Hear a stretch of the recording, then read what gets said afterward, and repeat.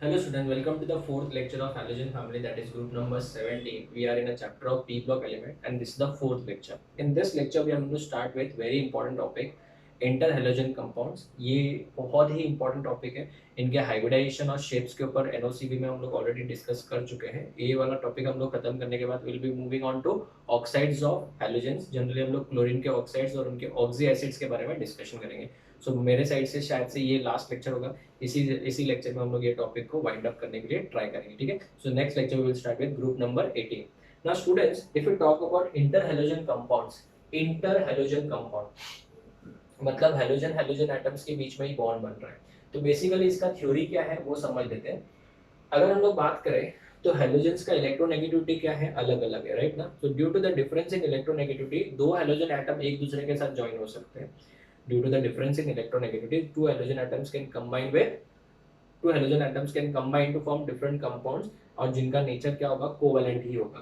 तो उन कंपाउंड्स को हम लोग क्या बोलते हैं, inter halogen compound. So if we start with the theory, we know that halogens have, boards वाले स्टूडेंट्स ऐसे लिख सकते हैं, halogens have different En value, different electronegativities or different electronegativity values, and due to the difference in electronegativities, difference in electronegativity, they combine with each other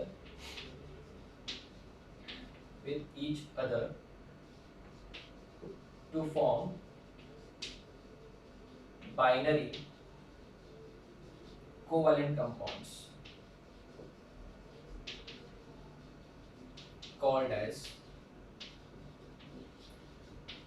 interhalogen compounds.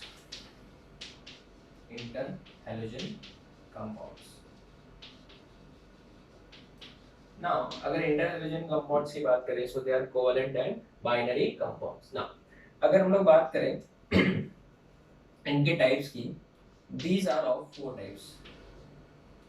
These are of how many types students? Four types. ये चार type के होते हैं. एक होता है बच्चों AB, एक होता है AB3, एक होता है AB5 और एक होता है AB7. ठीक है ना. अभी ये क्या है वो ध्यान से सुनो. बहुत सारे बुक्स में यहाँ पे x डैश भी लिखा होता है. एक सेकेंड ना, x डैश भी लिखा होता है. अभी हम लोग इसको इस फॉर्म में भी लिख सकते हैं. ध्यान देना, हम लोग यहाँ पे अज्यूम करते हैं let A is the halogen of less electronegativity and B be the halogen of more electronegativity. ठीक है ना. तो अगर हम लोग बात करें तो ये कितने कंपाउंड्स टाइप के हो सकते हैं. एक second students. Okay student, sorry. यहाँ पे अगर हम लोग कंपाउंड्स की बात करें तो AB, AB3, AB5 और AB7 की बात करेंगे. बराबर है. ये हम लोग ऑलरेडी NOCB में पढ़ चुके हैं, बट यहाँ पे एक बार रिवीजन हो जाएगा. अगर बात करें तो इसके कंपाउंड्स की, जैसे ClF ले सकते हैं, BrF हो सकता है, उसके बाद में ICl ले सकते हैं और IF ले सकते हैं. ये टाइप के कंपाउंड जनरली बनते हैं. नाउ इसमें जो फर्स्ट वाला पार्ट है वो +1 ऑक्सीडेशन स्टेट में है, ये +3 ऑक्सीडेशन स्टेट में है, ये +5 ऑक्सीडेशन स्टेट में और ये +7 ऑक्सीडेशन स्टेट में. B सब में बच्चों -1 ही होगा ऑलवेज. B हमेशा रखना, it is always -1 oxidation state, क्योंकि नेगेटिव में हैलोजन का एक ही ऑक्सीडेशन स्टेट होता है -1. अगर मैं इसकी बात करूं तो ये हो जाएगा आपका ClF3, ये हो जाएगा BrF3, ये हो जाएगा ICl3. Very important compound. ClF3 T shape हमको पता है, हमने पढ़ा है. और ये हो जाएगा बच्चों IFF3, राइट. ये बहुत ही इंपॉर्टेंट है. नाउ अगर मैं बात करूं क्लोरीन की तो ClF5 पता ही होगा, राइट ना. और उसके बाद में अगर हम लोग BrF5 ले लेते हैं, IF5 ले लेते हैं, ये भी सब इंपॉर्टेंट कंपाउंड्स हैं. ये और इसके बाद में इसकी तो बेटा एक ही बात होगी, क्योंकि ये IF7 एक ही कंपाउंड है, बिकॉज बहुत ज्यादा एटम्स होने की वजह से स्टेरिक हिंड्रेंस भी आ जाएगा। तो ये इंटर हैलोजन कंपाउंड्स का जो था वो बेटा इंट्रोडक्शन पार्ट है, बहुत ज्यादा इंपॉर्टेंट है, राइट ना। अगर मैं इनके शेप्स की बात करूं, शेप्स की, तो ये लीनियर हो जाएगा। ये क्या शेप हो जाएगा? लीनियर। ठीक है ना। एक काम करते हैं, इनके स्ट्रक्चर्स हम लोग नेक्स्ट बोर्ड पे प्रेजेंटेशन करते हैं, एक एक करके ले लेते हैं। चलो सबसे पहले हम लोग एक करके लेते हैं ए बी टाइप के। ए बी टाइप की अगर बात करें बच्चों, इनकी प्रॉपर्टी हम लोग नेक्स्ट बोर्ड पे पढ़ेंगे, पहले इनकी स्ट्रक्चर्स के बारे में बात करें। ए बी टाइप की बात करें तो ये जैसे Cl है और ये F है बच्चों, बराबर है। यहाँ पे भी 3 लोन पेयर और यहाँ पे भी 3 lone pair. Who is more electronegative? Obviously fluorine is more electronegative, इसके ऊपर माइनस आएगा, इसके ऊपर क्या आएगा? प्लस आएगा, and it has a linear structure. इसका कौन सा स्ट्रक्चर है बच्चों? लीनियर स्ट्रक्चर है बच्चों, ठीक है। इसमें तो कोई ज्यादा इंपॉर्टेंस की बात थी नहीं। अगर हम लोग बात करें सेकेंड वाले से, second AB3 type, AB3 type, तो AB3 टाइप में क्या होगा? जैसे अगर मैं ClF3 से स्टार्ट करता हूँ, तो ClF3 क्लोरीन के खुद के कितने इलेक्ट्रॉन्स होते हैं? 7 इलेक्ट्रॉन्स होंगे। कोई भी अगर आप हेलोजन एटम की बात करें तो उसके पास खुद के 7 इलेक्ट्रॉन होंगे, राइट। तो इसने 3 बॉन्ड पेयर बनाए। बॉन्ड पेयर कितने बनाए? 3, 1 2 3, 3 बॉन्ड पेयर और 2 लोन पेयर बच गए। सो 3 2 5 हो जाएंगे। तो इसका स्टेरिक नंबर हो जाएगा बच्चों कितना? 5। और 5 होते हैं बच्चों हम क्या बोलेंगे? sp3d बोलेंगे। और sp3d का मतलब ट्राइगोनल बाइपिरामिडल, ठीक है ना। तो यहाँ पे बेंड्स रूल आएगा। बेंड्स रूल क्या बोलते हैं? लोन पेयर या फिर डबल बॉन्ड जो है वो हमेशा कौन सा, बोलो, इक्वेटोरियल पोजीशन ऑक्यूपाई करता है, और एक्सियल पोजीशन कौन ऑक्यूपाई करता है? More electronegative element. तो अगर हम लोग बात करें तो क्लोरीन सेंटर में होगा, बराबर है। कितने लोन पेयर है? लोन पेयर कितने हैं बच्चों? 2 लोन पेयर है। तो 2 लोन पेयर होंगे, वो कैसे? एक लोन पेयर नंबर 1, ये लोन पेयर नंबर 2, यहाँ पे एक आपका फ्लोरीन आ गया। नेक्स्ट फ्लोरीन थोड़ा सा ऐसे बॉन्ड एंगल 180 परफेक्ट नहीं हो पाएगा, क्यों? क्योंकि रिपल्शन फील हो रहा होगा यहाँ पे इनको, ठीक है ना। तो ये फ्लोरीन हो जाएगा। अभी अगर मैं इसके शेप की बात करूँ, हाइब्रिडाइजेशन तो पता चल गया, शेप की बात करें तो बच्चों ये टी शेप हो जाएगा, टी शेप। ये इसका शेप है बच्चों, याद रखना, बहुत इंपॉर्टेंट स्ट्रक्चर है। और ये हमने एनओसीबी में ऑलरेडी पढ़ चुके हैं, तो जिन्होंने एनओसीबी नहीं देखा उनको लिए थोड़ा सा ये नया हो सकता है, बट एनओसीबी वाले स्टूडेंट्स पता है ना, सिखाया ना ये सब मैंने एनओसीबी में एक एक चीज, ठीक है। चलो जो लोग ने जो लेक्चर में बैठ चुके हैं वो लोग सब हंसते होंगे, वो मुझे पता है यार, हाँ हमने तो सब पढ़ा है सर, ठीक है। चलो अगर हम लोग बात करें इसमें IF5 ले लेते हैं। चलो अगर IF5 की बात करें बच्चों, तो सबसे पहली बात तो 5 बॉन्ड पेयर है, एक लोन पेयर है बच्चों। तो इसका जो स्टेरिक नंबर हो जाएगा वो कितना हो जाएगा? 6 हो जाएगा। 6 होते हैं बच्चों हम क्या बोलेंगे? sp3d3, sp3d2 सॉरी, sp3d2 होते बेटा हम लोग क्या बोलेंगे? ऑक्टाहेड्रल। क्या बोलेंगे इसको? ऑक्टाहेड्रल। ये ज्योमेट्री है, शेप नहीं है, क्योंकि एक लोन पेयर आ गया ना। तो अगर मैं इसके शेप की बात करूं बच्चों, तो यहाँ पे आयोडीन है, यहाँ पे एक फ्लोरीन है, यहाँ पे एक फ्लोरीन है, यहाँ पे भी एक फ्लोरीन है, ये भी एक फ्लोरीन है, राइट ना। यहाँ पे अगर हम लोग लोन पेयर डाल दें, ठीक है, तो ये आपका क्या बन गया? स्क्वायर प्लेनार बन गया, और नीचे एक फ्लोरीन और आ जाएगा, पिरामिड बन जाएगा। तो इसका जो शेप होगा, shape, right, we are talking about the shape. इसका जो शेप होगा बच्चों वो होगा स्क्वायर पिरामिडल।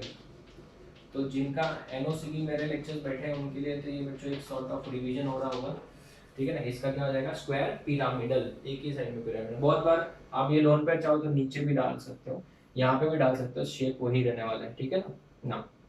अगर हम लोग लास्ट वाले की बात करें AB7 टाइप की, तो AB7 में तो हमारे पास एक ही एग्जांपल है IF7, बिकॉज बल्कीनेस बहुत ज्यादा हो जाएगा तो कंपाउंड स्टेबल नहीं होगा। तो यहाँ पे तो सातों के सातों बॉन्ड्स कवर हो रहे हैं बच्चों, सातों के सातों इलेक्ट्रॉन, एक भी लोन पेयर नहीं है। तो स्टेरिक नंबर कितना हो जाएगा? 7 हो जाएगा। तो ये हो जाएगा आपका sp3d3, और sp3d3 होते हैं pentagonal bipyramidal, PBP, pentagonal bipyramidal. तो मैं इसका एक काम कर रहा हूँ, यहाँ पे स्ट्रक्चर ना बना के इसका स्ट्रक्चर मैं यहाँ पे बना रहा हूँ, आप लोग बेटा देख लेना, ठीक है। इसका स्ट्रक्चर कैसा होगा? पेंटागोनल बाइपिरामिडल, आयोडीन सेंटर में, यहाँ पे पेंटागन बनेगा, ये सब बॉन्ड सेम ही होंगे, बराबर। एक बॉन्ड ऊपर से आएगा ऐसे, और एक बॉन्ड नीचे से। तो अगर हम देखें तो ये वाला पोर्शन देखिए जरा, ये पेंटागन बन गया, और ऊपर भी एक पिरामिड, नीचे भी एक पिरामिड, पेंटागोनल बाय पिरामिडल हो जाएगा। तो इसमें एक भी लोन पेयर नहीं है, इसमें दो लोन पेयर और इसमें एक लोन पेयर है बच्चों। तो आपको बहुत बार एग्जाम में पूछेंगे, ये कंपाउंड का शेप पूछेंगे, ये कंपाउंड का शेप बहुत बार पूछेंगे, एनओसीबी तो ये फेवरेट क्वेश्चन है बच्चों। इसका डायपोल मोमेंट भी पूछेंगे, एक एक चीज हम लोग ने वहां पे एनओसीबी में कवर की है बच्चों, ठीक है। डायपोल मोमेंट है, इसका शेप बॉन्ड एंगल कितना होगा, 180 तो हो नहीं सकता, ये वाला 90 भी नहीं हो पाएगा, ये सब चीजें हम लोग ऑलरेडी पढ़ चुके हैं। तो स्टूडेंट्स ये हम लोग यहाँ पे वैसे भी ये टॉपिक्स नहीं है, तो डोंट वरी, ऐसा नहीं कि सर कराने रहे, यहाँ पे वैसे भी नहीं, वो तो मैं आपको खाली ऐसे कनेक्ट करवा रहा हूँ, क्योंकि कनेक्ट करके हमको चीजें और ज्यादा याद होगी, ठीक है। तो इंटर हैलोजन कंपाउंड जो है हम लोग ने इसका खाली इंट्रोडक्शन पार्ट पढ़ लिया, कौन कौन से टाइप्स के हो सकते हैं वो पढ़ लिया, और अभी हम लोग स्टार्ट करेंगे बच्चों इनका क्या, यस प्रॉपर्टीज, जो कि बहुत इंपॉर्टेंट है बोर्ड्स वाले स्टूडेंट्स के लिए, तो प्रॉपर्टीज बहुत ज्यादा इंपॉर्टेंट है। तो इसका एक बार फोटो लो, फिर आगे बढ़ते हैं।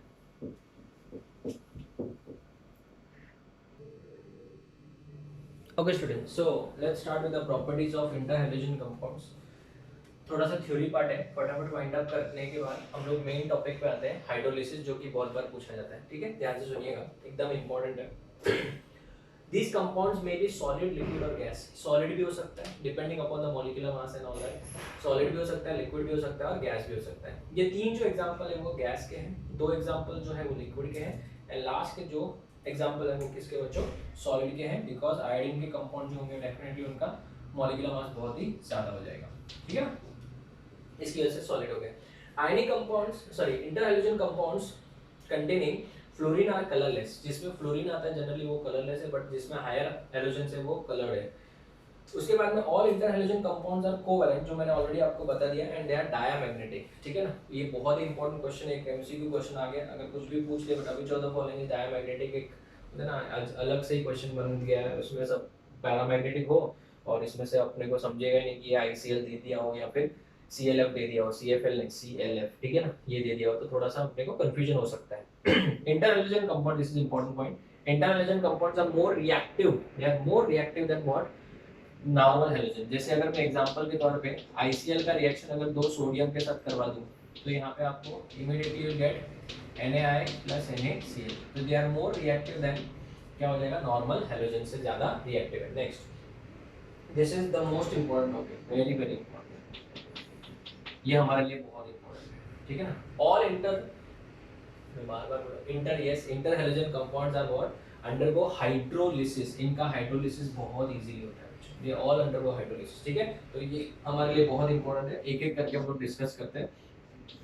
अगर मेरे पास में AB टाइप है, ठीक है ना, और अगर मैं इसका हाइड्रोलिसिस कर दूं तो बच्चों ये क्या देगा आपको, ठीक है ना। जैसे अगर मेरे पास CLF है, इसका अगर मैं हाइड्रोलिसिस कर दूं तो क्या बनेगा, तो ध्यान देना बच्चों, इजी है। यहाँ पे सबसे पहले बनेगा HB, क्या बनेगा, HB बनेगा, राइट ना। क्यों बनेगा सोचो जरा, इसके ऊपर माइनस था, वाटर के अंदर किसके ऊपर प्लस होता है, H के ऊपर ही प्लस होगा ना, तो HB बन गया, और ये बन जाएगा बच्चों आपका HAO, या फिर इसको हम लोग ऐसे भी लिखते हैं, ऐसे, राइट ना। तो इसका नाम है हाइपोहेलस एसिड, क्या नाम है बच्चों, हाइपोहेलस एसिड। नेमिंग में ऑलरेडी आपको पहले ही पढ़ा चुका हूँ, तो उससे कनेक्टेड है, पहले पढ़ा चुका मतलब प्रीवियस ग्रुप में पढ़ा चुका, तो उससे जो रिलेटेड है, हेलस एंड हेलिक एसिड है, हाइपोहेलस है, पर हेलिक एसिड है, ये सब। दूसरा अगर हम लोग बात करें, क्या रिएक्शन बैलेंस है ये वाली, यस। अगर हम लोग बात करें दूसरे की, AB3 टाइप की, AB3 टाइप का अगर हम लोग वाटर के साथ रिएक्शन करवाएं तो यहाँ पे क्या बनेगा, तो यहाँ पे सबसे पहले बनेगा बच्चों HB बनेगा, जितना B है उतना HB बनेगा, याद रखना, ठीक है ना।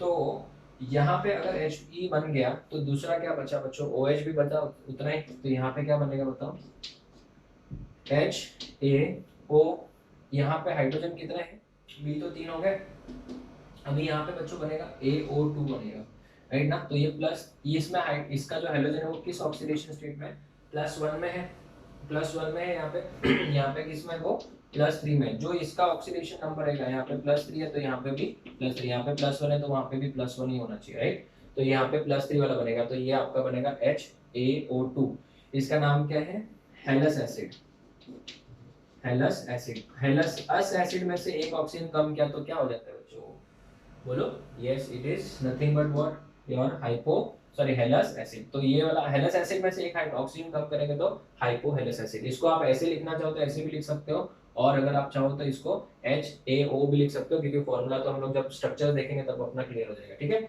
अगर थर्ड अगर हम लोग बात करें बच्चों AB5 की, AB5 में आपका A+5 ऑक्सीडेशन स्टेट में है, बराबर है। बैलेंस करना बाकी है, इसको बैलेंस करते हैं हम लोग। H2O ले लेते हैं, राइट। तो बताओ इसमें क्या बनेगा, 5 है तो 5 Hb तो बनेगा 101%, बराबर है। प्लस यहाँ पे क्या बनेगा, HaO3 बनेगा। इसका नाम क्या है, हैलिक एसिड। हैलिक एसिड क्यों, क्योंकि +5 में है। और टेबल अगर आपको याद है तो उसमें बच्चों मैंने बताया था हेलोजेंस के लिए लेस देन +5 रहेगा तो हेलस अस एसिड आता है, और लेस 5 या फिर 7 रहेगा तो इक आता है, राइट ना। तो ये +5 हो गया बच्चों, तो ये क्या हो जाएगा आपका हैलिक एसिड हो जाएगा ना। इन दोनों को भी अगर हम लोग बैलेंस करें तो यहाँ पे बैलेंसिंग के लिए बच्चों आपको कितने ऑक्सीजन की जरूरत है, यहाँ पे कितने ऑक्सीजन है, 2 है। तो यहाँ पे आप क्या लिखोगे, सबसे पहले 2 लिख दोगे, और जैसे 2 लिखोगे बच्चों तो हाइड्रोजन कितने हो गए, 4, 3 और 1 4, अपना बैलेंसिंग हो गया। अगर यहाँ पे 1 था, यहाँ पे 2 था, तो यहाँ पे शायद से 3 होना चाहिए, तो टोटल 6 हाइड्रोजन है, हो गया, 3 ऑक्सीजन भी बैलेंस हो गया, बराबर है। अगर हम लोग नेक्स्ट लास्ट फाइनल वाले का हाइड्रोलिसिस करवाएं, दैट इज AB7 का, डी वाला, ध्यान देना बच्चों, AB7 की बात करें तो ये +7 में हो जाएगा। तो अगर इसका हाइड्रोलिसिस करो तो definitely we will need 4H2O, तो 4H2O चाहिए होगा। तो बनेगा क्या बच्चों, 7Hb बनेगा, जितने B है उतने Hb बनेंगे, 7Hb प्लस यहाँ पे बताओ, यहाँ पे बन जाएगा आपका HaO4, इसको हम लोग बोलते हैं पर हैलिक एसिड। पैरोक्सी मत बोलना बिकॉज +7 में ना, और +7 जो है बच्चों हेलोजन के केस में एग्जिस्ट करता है एक्सेप्ट फ्लोरीन। पर हैलिक एसिड ये हो जाएगा आपका पर हैलिक एसिड। तो स्टूडेंट्स अगर हम लोग इनके एग्जांपल्स की बात करें, अभी आप बोलोगे सर ये तो आपने AB के फॉर्म में बताया, आप इसको रियल में रिएक्शंस के फॉर्म में बताओ। तो मैं आपको एक रिएक्शन लिख के बताता हूँ, ध्यान देना। ClF का रिएक्शन समझो अगर आपने वाटर के साथ करवा दिया, तो आप सिर्फ इतना सा काम करो, आप आइडेंटिफाई करो ये कौन से टाइप का कंपाउंड है। सर ये तो AB टाइप का कंपाउंड है, खत्म हो गया। A की जगह पे क्लोरीन और B की जगह पे फ्लोरीन, खत्म। तो अभी आप इसको सब्स्टिट्यूट करो, B की जगह पे कौन है, फ्लोरीन है ना, तो आप HF लिख दो, खत्म। और A की जगह पे कौन है, बोलो, A की जगह पे कौन है, A की जगह पे क्लोरीन है, तो आपका ये हो जाएगा HOCl। तो इसका नाम है हाइपोक्लोरस एसिड, हाइपोक्लोरस एसिड हो जाएगा आपका, ठीक है ना। ऐसे में आपको 2-3 रिएक्शन और प्रैक्टिस के लिए देता हूँ, लिखो, ठीक है ना, लिखो फटाफट से, मैं आपको रिएक्शन दे रहा हूँ। ClF3 रिएक्शन विद वाटर, मैं बैलेंस भी नहीं करूंगा, आप लोग को ही करना है अभी ये रिएक्शंस, ठीक है। आंसर सबके बताऊंगा बट आप लोग खुद से ट्राई करो पहले। BrF5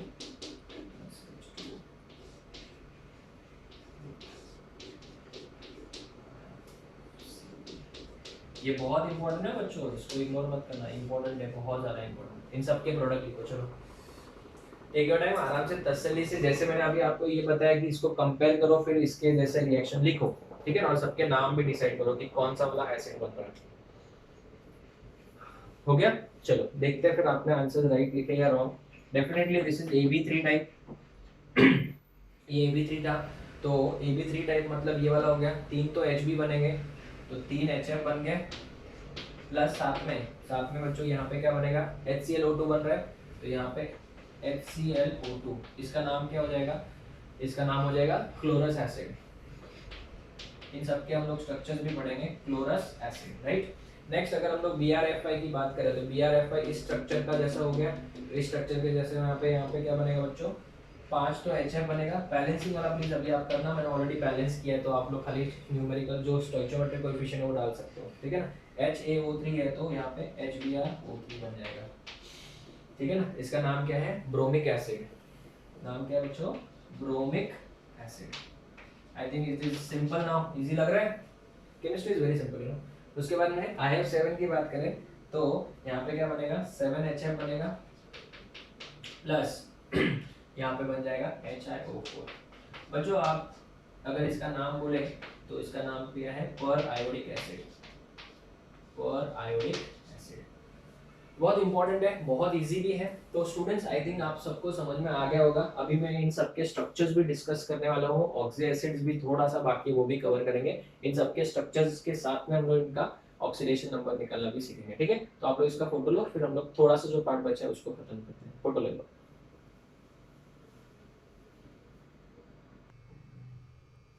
okay students, so if you talk about the structures, हम लोग स्पेसिफिकली अगर क्लोरीन के ऑक्सी एसिड्स की बात कर ले तो हमारे लिए बेनिफिट ये रहेगा कि हमारा ये टॉपिक भी कवर हो जाएगा और सबके स्ट्रक्चर्स भी आ जाएंगे, ठीक है।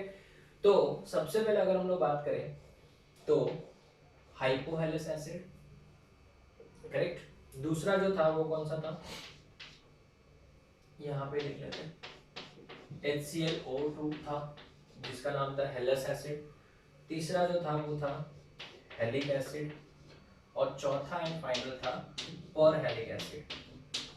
इसमें अगर हम लोग बात करें क्लोरीन की तो +1 है, यहाँ पे +3 है, यहाँ पे +5 है, और यहाँ पे +7 है। तो ऑक्सीडेशन नंबर जैसे जैसे बढ़ेगा वैसे वैसे डेफिनेटली बच्चों उनके ऑब्वियसली क्या एसिडिक स्ट्रेंथ भी बढ़ेगा, ठीक है। अगर इसके स्ट्रक्चर की बात करें तो इसका जो स्ट्रक्चर है वो इस टाइप का होता है। इस क्लोरीन के पास 3 लोन पेयर है, ऑक्सीजन के पास सब में 2 लोन पेयर ही होंगे। ये वाला जो क्लोरीन है वो बच्चों sp3 हाइब्रिडाइज्ड है। कितना? sp3 हाइब्रिडाइज्ड है, ठीक है ना। sp3 हाइब्रिडाइज्ड है। यहाँ पे इसकी अगर बेसिसिटी की बात करें तो 1 हो जाएगा, क्योंकि एक OH से जुड़ा ना, तो एक ये, इस वजह से इसको ऐसे लिखा जाता है। तो फिर इसको ऐसे क्यों लिखते हैं? लिखने का बच्चों कोई भी तरीका हो सकता है, बट स्ट्रक्चर से उसका रियल अपने को पता चलता है कि क्या है वो एग्जैक्टली। यहाँ पे Cl है, करेक्ट। यहाँ पे Cl है और यहाँ पे डबल बॉन्ड O है, करेक्ट। अभी इसमें कितने लोन पेयर है बच्चों? 2 लोन पेयर है, 2 लोन पेयर, और एक पे तो डबल बॉन्ड बन गया बच्चों। तो आप अगर ध्यान से देखो तो इस ऑक्सीजन के ऊपर -2 का चार्ज है, और ये +1 है, और ये भी +1 है, इस वजह से +1 हो गया, राइट। जबकि अगर मैं बात करूं इस ऑक्सीजन के ऊपर -2 का चार्ज है, इसके ऊपर भी -2 है, लेकिन ये +1 तो उसको काउंटर बैलेंस कर रहा है, तो ये कितना हो जाएगा? +3 हो जाएगा। कितना हो जाएगा स्टूडेंट्स? +3 हो जाएगा। और इस ऑक्सीजन के ऊपर -2 है, तो टोटल माइनस गिनो -4, और टोटल प्लस गिनो +4, तो ये क्लोरीन आपका +3 है, राइट। तो इसमें एक C डबल बॉन्ड O भी है, राइट ना। अगर मैं बात करूं इसके और इसके एसिडिक स्ट्रेंथ की, तो डेफिनेटली ये वाला ज्यादा acidic strength, oxidation number redox के तो हिसाब से पड़ा ही है। बट अगर मैं आपको थोड़ा सा और डिटेल में समझाऊं कि अगर ये हाइड्रोजन लूज कर ही देता है तो इसके पास में इक्विवेलेंट रेजोनेटिंग स्ट्रक्चर आएंगे। समझ में आ रहा है? इक्विवेलेंट वर्ड, यस, स्माइल आया सबके चेहरे पे। इक्विवेलेंट रेजोनेटिंग स्ट्रक्चर, ये देखो इक्विवेलेंट रेजोनेटिंग स्ट्रक्चर्स बन सकते हैं इसमें, इस वजह से ज्यादा एसिडिक हो जाएगा। तो सर फिर इसकी बात करें तो इसमें भी बेटा, यहाँ पे अगर हम लोग बात करें क्लोरीन की, एक सेकेंड, क्लोरीन की बात करें बच्चों तो क्लोरीन यहाँ पे भी कौन सा हाइब्रिडाइज्ड है? sp3 हाइब्रिडाइज्ड ही है। यहाँ पे सब में sp3 ही होगा, क्यों? क्योंकि अगर हम लोग बात करें तो 2 सिग्मा बॉन्ड और 2 लोन पेयर है, पाई बॉन्ड को तो वैसे भी गिनना नहीं है। HClO3 की बात करें तो यहाँ पे HO होगा, Cl double bond O, double bond O, और एक लोन पेयर बच जाएगा। यहाँ पे भी ये sp3 हाइब्रिडाइज्ड है, एक lone pair, 3 bond pair, 2 pi bond को गिनना नहीं है, राइट। तो इन दोनों में कौन ज्यादा एसिडिक है? ये वाला, क्यों? क्योंकि इसमें 3 इक्विवेलेंट रेजोनेटिंग स्ट्रक्चर बनेंगे, इधर 2 इक्विवेलेंट रेजोनेटिंग स्ट्रक्चर्स, यहाँ पे 3 बनेंगे, राइट। और यहाँ की बात करें तो बच्चों ये बहुत ज्यादा स्ट्रॉन्ग है, इसको फादर ऑफ ऑल एसिड बोलते हैं, don't ask me which the mother नाम, बट इसको बच्चों फादर ऑफ ऑल एसिड बोलते हैं। It's a very very strong acid, perchloric acid, right ना। क्यों? क्योंकि ये जैसे H जाएगा यहाँ पे बच्चों इसके अंदर रेजोनेंस हो जाएगा और 4 इक्विवेलेंट रेजोनेटिंग स्ट्रक्चर्स बनेंगे, और जितने ज्यादा इक्विवेलेंट रेजोनेटिंग स्ट्रक्चर्स उतना ज्यादा स्टेबिलिटी। तो इस वजह से इनके स्ट्रक्चर्स है। सब में बच्चों अगर बात करें तो हाइब्रिडाइजेशन क्या है? क्या है बोलो? हाइब्रिडाइजेशन सेम है। इसमें 3 लोन पेयर होंगे, एमसीक्यू क्वेश्चन। इसमें 2 लोन पेयर है हाइड्रोजन एटम पे, इसमें 1 लोन पेयर है, और इसमें नो लोन पेयर, यहाँ पे कोई भी लोन पेयर नहीं है, राइट। तो अगर हम लोग बात करें as the oxidation number increases, oxidation number increases, acidic strength also increases, acidic strength also increases, acidic strength भी बढ़ते जाएगा। तो कभी पूछ ले कि बताओ इन चारों में से सबसे ज्यादा एसिडिक कौन है, तो बिना किसी डाउट के सब लोग डेफिनेटली यही टिक करेंगे, HClO4 सबसे ज्यादा एसिडिक है, ठीक है ना। अगर हम लोग को थर्मल स्टेबिलिटी पूछ ले, थर्मल स्टेबिलिटी, तो थर्मल स्टेबिलिटी क्या होगा बच्चों बताओ। थर्मल स्टेबिलिटी में डेफिनेटली बच्चों HClO से ज़्यादा HClO2 होगा, HClO3 होगा यहाँ पे, फिर उससे सबसे ज़्यादा HClO4 हो जाएगा। अगर हम लोग बात करें तो यहाँ पे क्लोरीन जो है वो +1 में है, यहाँ पे बच्चों ये +7 में है करेक्ट ना। तो क्या इसका डिस्प्रोपोर्शनेशन हो सकता है क्या? नहीं, इसका हो सकता है, इसका भी हो सकता है। जो जो इंटरमीडिएट मतलब -1 और +7 को छोड़ के, -1 और +7 को छोड़ के जो भी दूसरा ऑक्सीडेशन स्टेट है उनमें सब में मतलब डिस्प्रोपोर्शनेशन हो सकता है। तो यहाँ पे क्या लिखेंगे, एक्सेप्ट क्या बोलो, HClO4 all other can undergo disproportionation, can undergo what, disproportionation reaction, because यहाँ पे क्लोरीन क्या है, मैक्सिमम में बैठा है +7 में बच्चों। तो ये सिर्फ खुद का क्या कर सकता है, रिडक्शन ही कर सकता है। तो खुद का अगर रिडक्शन करेगा बच्चों तो ऑक्सीडाइजिंग एजेंट हुआ। तो अगर कभी पूछ ले कि ऑक्सीडाइजिंग पावर क्या है, ऑक्सीडाइजिंग पावर सबसे ज्यादा किसका होगा, HClO4 का हो जाएगा। HClO4 greater than HClO3 greater than HClO2 greater than HClO, बराबर है। तो ये हो गया बेटा आपका स्ट्रक्चर्स ऑफ ऑक्सी एसिड्स भी कवर कर लिया एंड उनके प्रॉपर्टीज के बारे में, और हमने वो भी डिस्कशन कर लिया, ठीक है। अभी आ जाते हैं next topic, inter halogen compounds के यूजेस क्या है। So inter halogen compound of the type XX dash, जिसको हम लोग क्या बोलते हैं, याद है हमने तो आज के लेक्चर में इसको AB नाम दिया था, AB।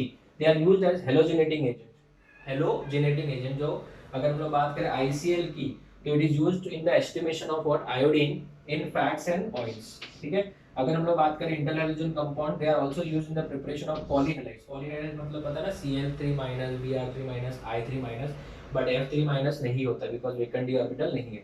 ClF3 and BrF3 they are good fluorinating agent, halogenating agent के तौर पे they are good fluorinating agent ना। ये तो यूजेस थे बच्चों, याद ही रखने। ये टॉपिक आई थिंक सबको समझ में आया होगा, 1 2 3, ये बहुत इंपॉर्टेंट है, बहुत बार एंट्रेंस एग्जाम में पूछा जाता है। तो स्टूडेंट्स एक अभी हमारा छोटा सा टॉपिक है 5 to 10 मिनट्स का, ठीक है। एक है ऑक्साइड्स के बारे में, ऑक्साइड्स ऑफ हम लोग क्लोरीन डिस्कस कर लेते हैं, बहुत इंपॉर्टेंट है, और मैं आपको उसमें थोड़े रिएक्शंस भी लिख के और क्वेश्चंस के फॉर्म में भी दूंगा, ठीक है। तो हार्डली मेरे हिसाब से 5-10 मिनट का टॉपिक है, फिर अपना ये ग्रुप नंबर 17 खत्म हो जाएगा। तो इसका फोटो लो, फिर आगे बढ़ते हैं।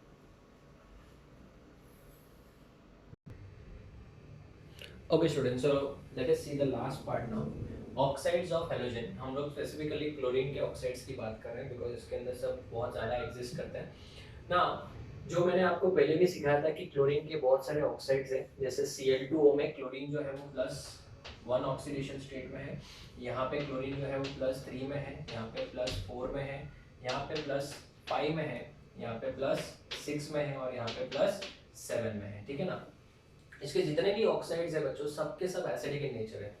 सो all the oxides of chlorine are acidic in nature, sorry are acidic in nature,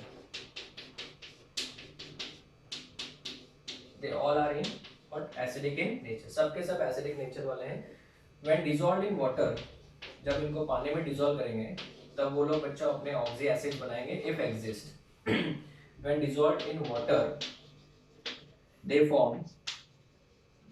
forms oxy acids और ऑक्सो एसिड्स, बराबर है। अगर एग्जिस्ट कर रहा है तो ठीक है, नहीं करेगा तो वो डिस्प्रोपोर्शनेशन शो करेगा, ठीक है ना। ऑक्सी एसिड्स, ठीक है ना, if oxy acids with same oxidation number, से लिख देते हैं, with same oxidation number if exist, otherwise will undergo disproportionation,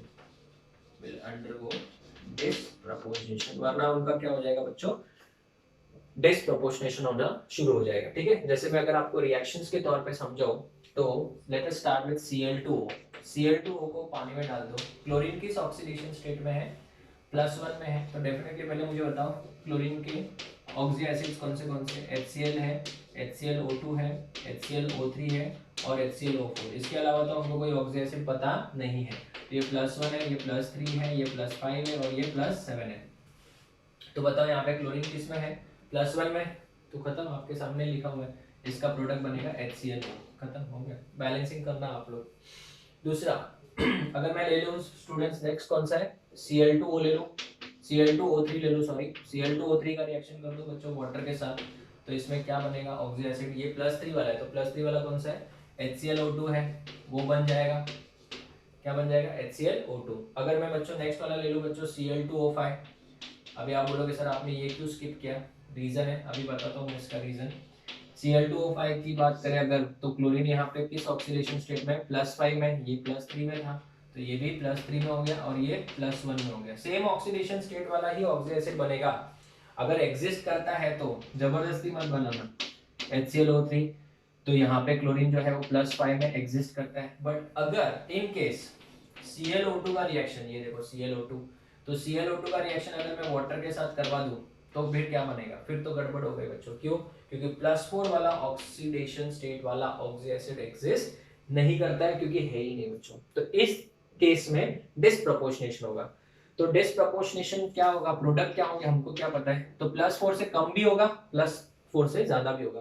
तो +4 से कम +3 वाला, ये देखो ट्रिक, और +4 से ज्यादा वाला +5। इजी था, ठीक है ना। अभी आई थिंक सबको इजी लगा होगा, कंसेप्ट समझ में, ठीक है। फिर अगर हम लोग बात करें नेक्स्ट वाले की, Cl2O7, सर वापस से कुछ स्किप किया है तो खुद से पता करो अभी। चलो ये दो रिएक्शन लिखो जल्दी से।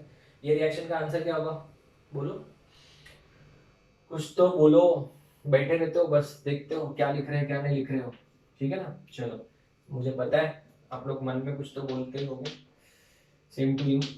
अभी यहाँ पे HClO4, यहाँ पे क्या हो जाएगा, +7 आ रहा है, करेक्ट, +7 आ रहा है, तो डेफिनेटली यहाँ पे +7 है, तो इधर भी +7 होना चाहिए पर क्लोरिक एसिड। तो अगर हम लोग ये वाला ले ले ClO3 वाला, तो इसमें क्लोरीन किस ऑक्सीडेशन स्टेट में बच्चों, +6 में है। तो यहाँ पे अगर हम लोग बात करें तो इट विल फॉर्म, अभी +6 वाला तो ऑक्सीडेशन वाला तो ऑक्सी एसिड है ही नहीं, एग्जिस्ट नहीं करता है, तो डिसप्रपोर्शनेशन होगा। तो डिसप्रपोर्शनेशन होकर क्या बनाएगा, HClO3 बनेगा, और क्या बनेगा, HClO4, ज्यादा वाला भी बनेगा HClO4। तो इसी तरीके से बच्चों रिएक्शन लिखी जाती है। और आप क्या करते हो, यार इसमें तो ये बन रहा है, इसमें वो बन रहा है, कुछ समझ में नहीं आ रहा है, इस वजह से बच्चों डाउट्स के ऊपर डाउट्स आते रहते हैं हमको। नाउ इसके ऊपर क्वेश्चंस और कैसे बनाया जा सकता है वो भी देख लेते हैं ना। जनरली इसके ऊपर क्वेश्चंस कैसे बनेंगे वो देख लेते हैं।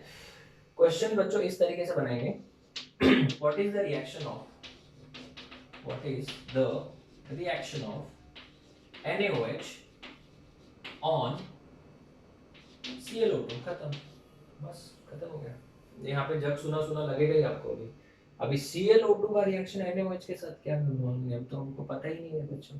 सिंपल है बच्चों, NaOH क्या सॉलिड है, तो डेफिनेटली एक्वस फॉर्म में लेना पड़ेगा। एक्वस फॉर्म मतलब वाटर हो गया, तो ClO2 का रिएक्शन सबसे पहले वाटर के साथ होगा, और वाटर के साथ होते ही बच्चों क्या बनेगा, HClO2 बनेगा, ये वाला एसिडिक हाइड्रोजन है, HClO3 बनेगा, तो ये भी एसिडिक हाइड्रोजन है, और एसिड और बेस दूसरे एक दूसरे के साथ जिंदा कैसे रहेंगे, तो डेफिनेटली यहाँ पे क्या होगा, ClO2 का रिएक्शन जब NaOH के साथ करेंगे तो सबसे पहले क्या बनेगा, इसका जो एक्वस फॉर्म है, मतलब इसमें पानी जो होगा वो इसको किस में कन्वर्ट करेगा, HClO2 में कन्वर्ट करेगा और HClO3 में कन्वर्ट करेगा, बराबर, करेक्ट। बट ये कौन है, बेस है, तो एसिड को जिंदा नहीं रहने देगा, तो H को हटा के, वेरी गुड, क्या आएगा, सोडियम आ जाएगा बच्चों। बैलेंसिंग पार्ट में अगर कुछ बचेगा तो वाटर आप डाल सकते हो, राइट। तो ये वाला रिएक्शन आप लिख सकते हो। उसके बाद में थोड़े और रिएक्शन लिखते हैं। अगर हमको पूछ लिया कि what is the action of calcium oxide on Cl2O, ठीक है ना। अभी ये तो एकदम भयंकर रिएक्शन लग रहा है, Cl2O के ऊपर कैल्शियम ऑक्साइड का क्या रिएक्शन होगा, करेक्ट ना। तो कैल्शियम ऑक्साइड सबको पता है, it is a metal oxide, metal oxides are dash in nature, basic in nature, और ये एसिडिक ऑक्साइड है। तो सबसे पहले ये खुद किस में कन्वर्ट होगा, बोलो किस में कन्वर्ट होगा, HClO में कन्वर्ट होगा। तो HClO का रिएक्शन जब हम लोग इसके साथ करवाएंगे तो कैल्शियम का वैलेंसी कितना होता है, 2 होता है ना, तो it will form what, calcium का वैलेंसी 2, तो ये बनाएगा आपका ClO2, ठीक ना। इतना सबको समझा? तो ये हो जाएगा आपका 2 टाइम्स। क्यों 2 टाइम्स? क्योंकि यहाँ पे इस पूरे का इसका हाइड्रोजन का वैलेंसी तो 1 है ना, तो यहाँ पे 2 बनाना है, तो ये हो जाएगा। अगर हम लोग को इसी तरीके से एक और रिएक्शन पूछ ली जाए, इसी तरीके से एक और रिएक्शन पूछ ली जाए, बोलो क्या रिएक्शन होगी? जैसे अगर हमको पूछ लिया है कि what is the reaction of NaOH, चलो थोड़ा डिफिकल्ट में जाते हैं, NaOH की जगह पे CaOH ट्वाइस ले लेते हैं। इसका रिएक्शन पूछ लिया है किसके साथ? चलो बोलो किसके साथ करूँ? Cl2O5 के साथ कर दो, Cl2O5 के साथ ट्राई करो। फिर एक और रिएक्शन ले लेते हैं, चलो NaOH ले लेते हैं, NaOH नहीं लेते, चलो MgOH ट्वाइस लेते हैं, थोड़ा अच्छा लगेगा। MgOH ट्वाइस का रिएक्शन करवाओ इसके साथ, किसके साथ? Cl2O7 के साथ। चलो ट्राई करो, राम भरोसे मत बैठो, ट्राई करो। हाँ किया? चलो देखते हैं फिर आंसर। Cl2O5 है बच्चों, तो Cl2O5 आपको क्या प्रोडक्ट देता है पहले वो देख लो। वो आपको देता है सिर्फ एक ही प्रोडक्ट, HClO3। तो HClO3 में आपको खाली H को हटा के कैल्शियम लाना है, बट कैल्शियम का वैलेंसी 2 है, तो CaClO3 ट्वाइस हो जाएगा, खत्म। Is it clear? नहीं समझा तो ऐसे करने का, Ca है, Cl O3 है, ये 1 है, ये 2 है, तो क्रॉस करना आता होगा ना बच्चों, स्कूल में हमने पढ़ा है इसे, ठीक है ना? तो ऐसे क्रॉस करके अपन डिसाइड कर सकते हैं। तो ये एक हो गया, ठीक है ना? साइड प्रोडक्ट्स नहीं लिख रहा हूँ, डेफिनेटली वाटर है वो सब तो बन नहीं सकते, अपने को पता है। यहाँ पे बताओ Cl2O7 का रिएक्शन इसके साथ करेंगे वाटर के साथ, तो सबसे पहले वाटर के साथ ही रिएक्शन बना, तो बच्चों HClO4 बनेगा, और HClO4 का H को हटाएंगे तो H तो बच्चों किसका, सॉरी H की जगह पे मैग्नीशियम डाला, बट मैग्नीशियम तो कैल्शियम का ही भाई है, तो यहाँ पे Mg आ जाएगा, और सबको पता है इसका चार्ज कितना है 1 है, तो ये भी 2 हो जाएगा। इस तरीके से रिएक्शन लिखना बहुत आसान हो जाएगा अगर आप कंसेप्ट के साथ पढ़ते हो, ठीक है ना? कंसेप्ट के साथ पढ़ते हो तो आपको इनऑर्गेनिक केमिस्ट्री इजी लगेगा, तो आपको इनऑर्गेनिक केमिस्ट्री इजी लगेगा, वरना तो डेफिनेटली आप याद कर करके परेशान हो जाओगे। तो आपने देखा मैंने ग्रुप नंबर जो 17 है बहुत ही कम लेक्चर्स में खत्म कर दिया, 4 लेक्चर में खत्म हो गया। क्यों खत्म हो गया? उसका रीजन एक ही है, क्योंकि ग्रुप नंबर 13 में हमने 7 लेक्चर्स लिए, ग्रुप नंबर 14 में हमने 6 लेक्चर्स लिए, ग्रुप नंबर 15 जो सबसे बड़ा ग्रुप था उसमें 8 लेक्चर्स लिए, और ग्रुप नंबर 16 में हमारे 7 लेक्चर्स हुए, ग्रुप नंबर 17 में हमारे 4 लेक्चर्स हुए, बट आपने देखा होगा सब लेक्चर्स लगभग 1-1 घंटे गए, खाली ये लास्ट लेक्चर थोड़ा सा छोटा हो गया, और ग्रुप नंबर 18 में तो मेरे हिसाब से एक लेक्चर में खत्म हो जाएगा। तो स्टूडेंट्स ये मैंने पूरा का पूरा ग्रुप नंबर 17 कर लिया है।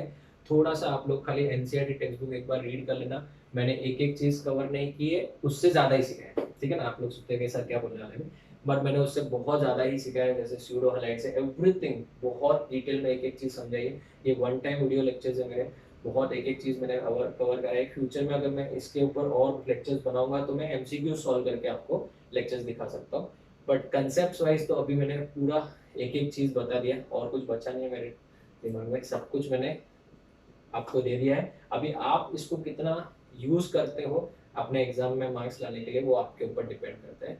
अभी ये चैप्टर खत्म होने के बाद हम लोग नेक्स्ट लेक्चर के लिए प्लान करेंगे, और हम लोग स्टूडेंट्स अभी ट्रिक्स के ऊपर थोड़ा सा लेक्चर्स बनाएंगे, जैसे जो छोटे छोटे टॉपिक्स है, जैसे मोल कंसेप्ट के अंदर के कोई छोटे टॉपिक्स, जैसे concept of minimum molecular mass क्या होता है। मैंने देखा है कि ट्रिक्स जो है वो आपके लिए बहुत बेनिफिशियल होंगे, जो मैं आपको ट्रिक्स के लेक्चर्स भी दूंगा, इनऑर्गेनिक के अलावा जो ऑर्गेनिक है फिजिकल के हैं उनके भी हम लोग ट्रिक्स के लेक्चर्स भी बनाएंगे, छोटे छोटे टॉपिक्स उठा के 5 मिनट 10 मिनट के छोटे छोटे वीडियोस में, जो इंपॉर्टेंट ट्रिक्स है जो आपको एग्जाम में बहुत हेल्प कर सकता है, वैसे भी वीडियो हम लोग बनाएंगे, ठीक है? So this is the end of group number 17 from my side. जितना डिटेल में मैं बता सकता था मैंने बता दिया।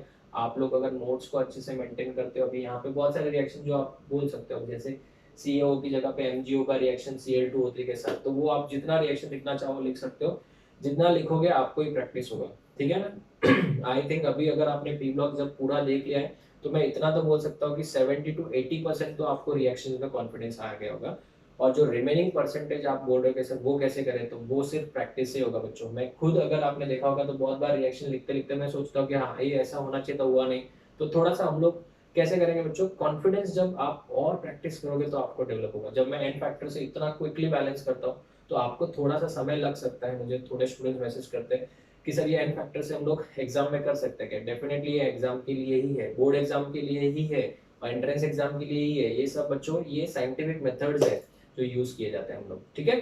तो this is the end of group number 17। In the next lecture we will start with group number 18 जो कि बहुत छोटा है। This is the entire P block elements हमारे स्टेट से कंप्लीट हो गए, ठीक है। So will meet in the next lecture with the noble gas family. Thank you students.